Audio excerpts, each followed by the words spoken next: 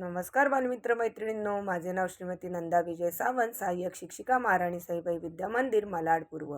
100 दिवस 100 बोधकथा वाचन या उपक्रमाअंतर्गत आज मी तुमच्यासमोर 61वी कथा सादर करत आहे.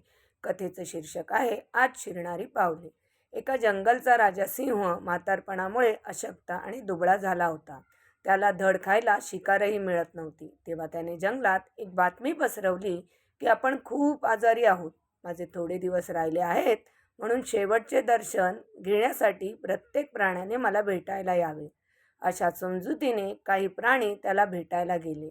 काही प्राणी सिंहाची चौकशी करत असतानाच बोलता बोलता सिंह त्यांच्यावर झडप घालून त्यांना खाऊन टाके.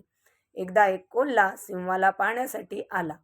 गुहेच्या बाहेर ज्याला लांब उभे राहून त्याने विचारले, कशी आहे महाराजांची तब्येत?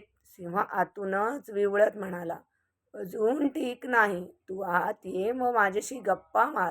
कोल्हा म्हणाला, मी नक्कीच आलो असतो, पण येथे फक्त गुहेत शिरणाऱ्या पावलांच्या खुणा दिसत आहेत. बाहेर पडणारी पावले दिसतच नाहीत.